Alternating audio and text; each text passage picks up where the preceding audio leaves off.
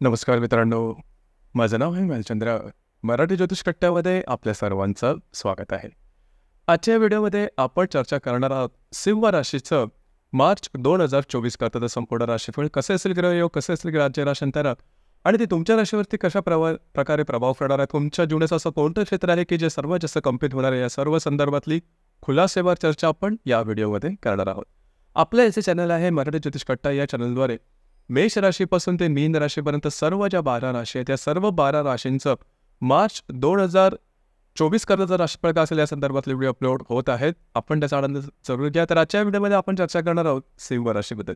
सगळ्यात पहिल्यांदा आपण तुमचं स्वास्थ्य मानसिक किंवा शारीरिक हे नेमकं कशा प्रकारचं असेल या संदर्भातली चर्चा करू. जसं की तुमच्या राशीचा जो स्वामी आहे रवी, जो की तुमच्या सप्तम स्थानामध्ये भ्रमण करतोय, दिनांक 15 तारखेनंतर हा तुमच्या अष्टम स्थानामध्ये भ्रमण करणार आहे. त्याचप्रमाणे तुमच्या राशीचा जो षष्ठेश आहे शनी, जो की तुमच्या सप्तम स्थानामध्ये भ्रमण करतोय, आणि जो अष्टमेश आहे गुरु, हा तुमच्या बाकी स्थानामध्ये भ्रमण करणार आहे. तुमच्या षष्ठात मंगळाचं सुद्धा भ्रमण आहे आणि अष्टमात राहूचं सुद्धा भ्रमण आहे आणि अष्टमात तुमच्या राशीचा जो स्वामी आहे रवी, तो सुद्धा भ्रमण करणार. एकंदरीत या सगळ्या ग्रहस्थितीचा विचार करायचा झाला तर आरोग्याच्या संदर्भातले काही त्रास या महिन्यामध्ये तुम्हाला होण्याची शक्यता बऱ्याच प्रमाणात, खास करून शारीरिक आरोग्याच्या संदर्भात थोडीशी काळजी घेणं गरजेचं राहिली गोष्ट अतिशय महत्त्वाची आहे. दुसरी महत्त्वाची गोष्ट म्हणजे तुमच्या अष्टम स्थानात जो राहू आहे तिथेच तुमच्या राशीचा स्वामी सुद्धा जाणार आहे रवी. म्हणजे एकंदरीत एप्रिल किंवा मेच्या दरम्यान जी ग्रहणं होती त्या ग्रहण कालावधीमध्ये सुद्धा तुम्हाला स्वतःच्या आरोग्याकडे लक्ष देणं जास्त गरजेचं राहील. या महिन्यामध्ये सुद्धा आरोग्याच्या संदर्भातले काही त्रास डोकं वर काढू शकतील. कुठल्याही प्रकारच्या आरोग्याच्या संदर्भातले त्रास तुम्हाला दिसून आले तर डॉक्टरी इलाज करणं महत्त्वाचं राहील. ही गोष्ट या संदर्भात काळजी घेणं महत्त्वपूर्ण राहील. यानंतर आपण चर्चा करणार आहोत तुमचं आर्थिक स्थैर्य नेमकं कशा प्रकारचं असेल. तर तुमच्या राशीचे 2, 5, 8, 11 या स्थानाचे जे अधिपती आहेत बुध आणि गुरु, हे खूप महत्त्वाचे ठरतात. बुध गुरुबद्दल विचार करायचा झाला, बुधाबद्दल विचार करायचा झाला तर तो जो बुध आहे, हा बुध तुमच्या राशीचा लाभेश आहे, धनेश आहे, जो की तुमच्या 7व्या स्थानामध्ये भ्रमण करतो. 8 तारखेनंतर तो तुमच्या अष्टम स्थानात भ्रमण करेल आणि 26 तारखेनंतर तो तुमच्या भाग्य स्थानामध्ये भ्रमण करणार आहे. याचप्रमाणे जो गुरु आहे, हा गुरु तुमचा पंचमेश आहे, अष्टमेश आहे, जो की तुमच्या भाग्य स्थानामध्ये भ्रमण करणार आहे. बुधाबद्दल सांगायचं झालं तर बुधाचे बरंचसं भ्रमण हे 8 तारखेपासून ते जवळजवळ 24 तारखेपर्यंत तुमच्या अष्टम स्थानामध्ये होणार आहे. तर खर्चावरती नियंत्रण ठेवणं गरजेचं राहील. खर्च तुमच्याकडून जास्त होतील असं पहिलं. तुमची जी लाईफस्टाईल आहे थोडीशी लॅविश आहे. खर्च करण्याकडे तुमची राशी जी आहे ती मागे पुढे बघत नाही, बिंदास्त खर्च करते आणि त्याचाच थोडासा वेगळा अनुभव किंवा त्याचा थोडासा नेगेटिव्ह अनुभव तुम्हाला या महिन्यामध्ये येण्याची शक्यता जास्त आहे.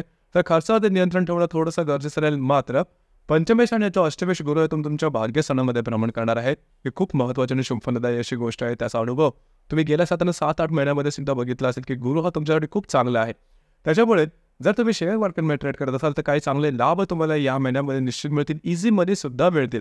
म्हणजे पैसे खर्च होतील परंतु इझी मनी ज्याला आपण म्हणतो ते सुद्धा तुम्हाला मिळू शकतील या महिन्यामध्ये, जे की खूप चांगली गोष्ट आहे. परंतु खर्चावरती नियंत्रण ठेवणं अतिशय आवश्यक राहील. यानंतर आपण चर्चा करणार आहोत तुमचं फॅमिलीचं सुख म्हणजे गृहसौख्य नेमकं कशा प्रकारचं असेल. तर साधारण तुमच्या राशीचा जो चतुर्थेश आहे मंगळ, हा मंगळ तुमच्याकरता अतिशय महत्त्वपूर्ण ग्रह आहे. कारण तो तुमचा चतुर्थेश पण आहे, भाग्येश पण आहे. महत्त्वपूर्ण असा केंद्र कोण स्थानाचा अधिपती असल्या कारणामुळे सिंह राशीकरता जो मंगळ आहे हा राजयोगकारक ग्रह ठरतो. परंतु त्याचं भ्रमण तुमच्या 6व्या स्थानामध्ये प्रबळ होत आहे. षष्ठ स्थानात त्याला रोग, शत्रू, मातून घेण्याचं स्थान म्हणतात. म्हणजे ते अशुभ स्थान आहे. त्यामध्ये हा जो मंगळ आहे तो भ्रमण करतोय. दिनांक 16 तारखेनंतर तो तुमच्या 7व्या स्थानामध्ये भ्रमण करणार आहे. त्या आरोग्याच्या संदर्भातील त्रास किंवा गेल्या साधारण 15 दिवसात तुम्ही बघितलं असेल की घरातलं वातावरण सुद्धा गढूळ आहे, घरातलं वातावरण काही नीटसं नाही. परंतु साधारण या महिन्याच्या 17 तारखेनंतर त्याच्यामध्ये फरक पडेल. घरातल्या व्यक्तींवरचे नातेसंबंध हे तुमचे बऱ्याच प्रमाणात सुरळीत होऊन जाते. त्याच्यामुळे तशी काय काळजी करू नका. याचप्रमाणे ज्याला आपण साधारणतः रिलेशनशिप म्हणतो किंवा प्रेमसंबंध म्हणतो, या संदर्भात सांगायचं झालं तर प्रेमसंबंध किंवा रिलेशनशिपच्या किंवा लव्ह लाईफ तुमचं एक फार स्मूथ चाललेलं आहे. तुमच्या राशीचा जो पंचमेश आहे गुरु, हा तुमच्या भाग्यस्थानामध्ये भ्रमण करतो आहे, जे की खूप महत्त्वपूर्ण आहे आणि शुभफलदायी सुद्धा आहे. तर लव्ह लाईफबद्दल तशी काय काळजी करू नका. त्याच्यात काय प्रॉब्लेम कॉम्प्लिकेशन येणार नाहीत. उलट पक्षी जर काय नवीन जर काय तुम्हाला रिलेशनशिप तयार करायची असेल तर हा कालावधी तुमच्यासाठी चांगला राहील. इथे एक गोष्ट सांगण्यासारखी आहे, लक्षात घेण्यासारखी आहे. बरेचसे ग्रह तुमच्या सप्तम आणि अष्टम स्थानामध्ये भ्रमण करणार. त्यामुळे या महिन्यामध्ये थोडंसं तुम्हाला अलर्ट राहणं गरजेचं आहे. जे गर्भवती महिला आहेत त्यांनी मात्र या महिन्यामध्ये थोडंसं सावध राहा. थोडंसं स्वतःच्या आरोग्याच्या संदर्भातले काही त्रास या महिन्यामध्ये डोकं वर काढू शकते. जसं मी मगाशी सांगितलं की साधारणतः एप्रिल मे मध्ये ग्रहणाचे सुद्धा कालावधी आहे. त्या दरम्यान सुद्धा तुम्हाला स्वतःच्या आरोग्याकडे लक्ष देणं गरजेचं राहील. जो विद्यार्थी वर्ग आहे त्याच्यासाठी तशी काय काळजी करू नका, परंतु एफर्ट देणं गरजेचं आहे. संपूर्ण जो महिना हा परीक्षेचा कालावधी आहे, गुरु जरी तुम्हाला चांगला असला तरी एफर्ट देणं, प्रयत्न करणं हे महत्त्वपूर्ण राहील. यानंतर आपण चर्चा करणार आहोत वैवाहिक जीवनाबद्दल. तर तुमच्या राशीचा जो सप्तमेश आहे शनी, हा सप्तमातच स्वतःच्या राशीमध्ये भ्रमण करतोय. परंतु तिथे मंगळसुद्धा येणार आहे दिनांक 16 तारखेनंतर आणि रवीसुद्धा तिथे आहे. तर साधारणतः 2 किंवा 3 महत्त्वपूर्ण ग्रह आहेत. म्हणजे रवी आणि मंगळ हे पुरुष ग्रह आहेत, शनीसुद्धा आहे. त्यामुळे तुम्हाला या महिन्यात तुमचे जे वैवाहिक जोडीदार आहेत तुमच्यावरती हावी झालेले आहेत का, वरचढ झालेले आहेत का, अशा प्रकारचं काय अनुभव झाला तर तुमची जी रास आहे कोणाचाही वरचढपणा सहसा सहन करून घेत नाही. आणि जरा जरी तुम्हाला वाटलं की थोडाफार प्रमाणात समोरचा व्यक्ती किंवा तुमच्या वैवाहिक जोडीदार तुमच्या त्या हवेत होतात, क्लॅशेस वगैरे जास्त असतात, तशाच प्रकारचा अनुभव तुम्हाला या महिन्यात जास्त थोडंसं बुरीने घ्या, थोडंसं पेशन्सने घ्या. गोष्टी तुम्हाला वाटतायत तेवढा काही कॉम्प्लिकेटेड होणार नाही, या संदर्भात काळजी घेणं गरजेचं राहील. यानंतर जे तुमचं कार्यक्षेत्र असेल म्हणजे करिअर असेल त्या संदर्भात सांगायचं झालं तर जो शुक्र आहे तुमच्या 6व्या स्थानामध्ये भ्रमण करतो दिनांक 8 तारखेनंतर, तो तुमच्या 7व्या स्थानामध्ये भ्रमण करतो. तर करिअरच्या संदर्भात तशी काही काळजी करू नका, फारसं काही कॉम्प्लिकेशन्स येणार नाही. तिथे एक गोष्ट सांगण्यासारखी महत्त्वाचं आहे की जो गुरु तुमच्या भाग्यस्थानामध्ये भ्रमण करतो हा तुमच्यासाठी खूप महत्त्वपूर्ण असा ॲसेट आहे. म्हणजे जरी आता जसं मी सांगतोय की सप्तम स्थानात आणि अष्टम स्थानात बऱ्याचशा ग्रहांचं भ्रमण आहे, गोष्टी मनाप्रमाणे होणार नाहीत किंवा वेगळ्या प्रकारे होतील, आरोग्याच्या संदर्भातले त्रास, वैवाहिक जीवनामधील कॉम्प्लिकेशन्स हे जरी होत असेल तरी ते टोक गाठणार नाही. त्याच्यामुळे तशी काय काळजी करू नका. तो तुमच्या मनात तो जो कॉन्फिडन्स आहे तो कायम ठेवा. थोड्याफार प्रमाणात गेल्या 1-2 महिन्याच्या तुलनेमध्ये थोड्या प्रमाणामध्ये तुम्हाला मानसिकता थोडी वर खाली जाणवेल, परंतु त्याचा फारसा मोठा परिणाम तुमच्या संपूर्ण जीवनावरती होणार आहे. त्याच्यामुळे तशी काय काळजी करू नका. त्यानंतर आपण चर्चा करणार आहोत ग्रहयोगांबद्दल, त्याचे परिणाम नेमके कशा प्रकारचे असेल. जसं की दिनांक 3 तारखेला हर्षल आणि शुक्राचा केंद्रयोग होणार आहे. हर्षल जो की तुमच्या भाग्यस्थानामध्ये भ्रमण करतोय, शुक्र तुमच्या 6व्या स्थानामध्ये भ्रमण करतोय. दोघांचा केंद्रयोग होणार आहे. ज्या ठिकाणी तुम्ही काम करता, नोकरी करता किंवा व्यवसाय करता त्या ठिकाणचे जे महिला सदस्य असतील त्यांच्यावर थोडीशी काळजी घेणं गरजेचं आहे. छोट्या मोठ्या गोष्टी वादविवादाचे प्रसंग निर्माण होतील. ज्या महिला वर्ग आहेत त्यांनी स्वतःच्या आरोग्याकडे लक्ष द्या. गायनॅक त्रास म्हणतो, स्त्री विकार किंवा स्त्री रोगाच्या संदर्भातले जे त्रास आहेत ते यामुळे डोकं वर काढू शकतील. याचप्रमाणे दिनांक 8 तारखेला नेपच्यून आणि बुधाची युतीसुद्धा होणार आहे अष्टम स्थानामध्ये. तर तुमचं जे काही आर्थिक संदर्भातले जे काही व्यवहार असेल ते थोडंसं ट्रान्सपरंट ठेवा. इझी मनीच्या मागे धावू नका. इझी मनीच्या मागे गेलात तर गोष्टी तुमच्या अगेन्स्ट जातील, विरोधात जातील, मोठे लॉसेस वगैरे सहन करावे लागतील. याचप्रमाणे दिनांक 9 तारखेला हर्षल आणि मंगळाचा केंद्रयोग सुद्धा होणार आहे. हर्षल जो की तुमच्या भाग्यस्थानामध्ये भ्रमण करतोय, जो मंगळ तुमच्या षष्ठात भ्रमण करतोय, दोघांचा केंद्रयोग होणार आहे.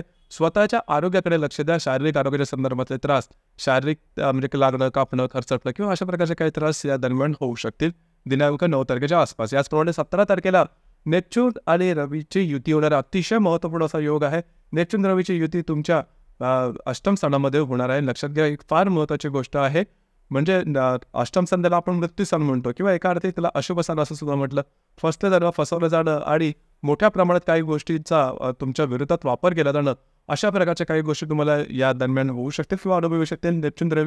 नेपच्यून आणि रवीचा जो युती आहे तुमच्या अष्टम स्थानामध्ये, याचे दूरगामी परिणाम तुम्हाला पुढच्या काही दिवसात किंवा महिन्यामध्ये सुद्धा भोगायला लागू शकतील. त्यामुळे या दरम्यान कुठल्याही प्रकारचे मोठे निर्णय घेऊ नका. जसं तुमचं जीवन चाललेलं आहे सरळ मागे त्याचप्रमाणे, कारण तुमची जी रास आहे थोडी रिस्क करत पुढे असते, परंतु या दरम्यान रिस्क घेऊ नका. हा कालावधी रिस्क घेण्याचा अजिबात नाही आहे. तर 17 तारखेला नेपच्यून रवीची युती या संदर्भात थोडीशी काळजी घेणं गरजेचं राहील. याचप्रमाणे दिनांक 19 तारखेला राहू आणि बुधाची सुद्धा युती होणार आहे. बुध राहूची युती हे तुमचं जे फायनान्शियल संदर्भातल्या ज्या काही गोष्टी असतील त्यामध्ये फसगत झाल्यासारखी गोष्ट आहे. म्हणजे तुम्ही एका ठिकाणी असा विचार केला की आपल्याला या एखाद्या व्यवहारामध्ये फायदा होईल किंवा रिस्क घेऊ आणि ती रिस्क तुमच्या अंगाशी येईल. वरवर पाहता ती तुम्हाला फायदेशीर वाटेल, परंतु प्रत्यक्षात तुम्ही जेव्हा ट्राय कराल त्यावेळेस तुमच्या त्या गोष्टी अंगाशी येऊ शकतील. काळजी घ्या. याचप्रमाणे दिनांक 21 तारखेला शनी आणि शुक्राची युती होणार आहे तुमच्या सप्तम स्थानामध्ये. शनी जो की तुमच्या राशीचा दशमेश आहे, त्याचप्रमाणे त्रिदेश आहे, आणि जो शनी तुमच्या षष्ठेश आहे, सप्तमेश आहे, दोघांची युती तुमच्या सप्तमात होणार आहे. तसे पहिले त्याची शुभफलदायी राहील. तुमच्या वैवाहिक जोडीदारावर ताणले गेलेले नातेसंबंध हे बऱ्याच प्रमाणात या दरम्यान सुरळीत होतील. तुमच्या दोघांमधलं जे हार्मोनी आहे ती सुद्धा खूप चांगल्या प्रकारची डेव्हलप होईल. याचप्रमाणे या महिन्याची जी अमावस्या आहे ती तुमच्या सप्तमामध्ये कुंभ राशीमध्ये होणार आहे. याच अन्वये तुमचं जे वैवाहिक जोडीदार असेल त्याच्यावर जे वादविवाद असेल किंवा जे प्रॉब्लेम असेल, मतवैचित्र हे थोडेसे तारले जातील अमावस्याच्या आसपास, 10 आसपास. जी पौर्णिमा आहे ती 25 तारखेला आहे, होळी पौर्णिमा आहे. साधारणतः अमावस्या आणि पौर्णिमेला रविचंद्राचं जे आकर्षण असतं पृथ्वीकडे हे जास्त प्रमाणात असतं. त्यामुळे आपण जास्तच थोडंसं भावनात येतो आणि भावनाशील किंवा भावनातीत होऊन घेतलेले निर्णय चुकण्याची शक्यता जास्त असते. तर या महिन्याची जी 10 तारीख आहे किंवा 25 तारीख आहे, या दरम्यान कुठल्याही प्रकारचे महत्त्वपूर्ण निर्णय, कमिटमेंट, प्रॉमिसेस, वादविवाद यामध्ये जाऊ नका. तर मित्रांनो, हे होतं सिंह राशीचं मार्च 2024 करताचं संपूर्ण राशीफळ.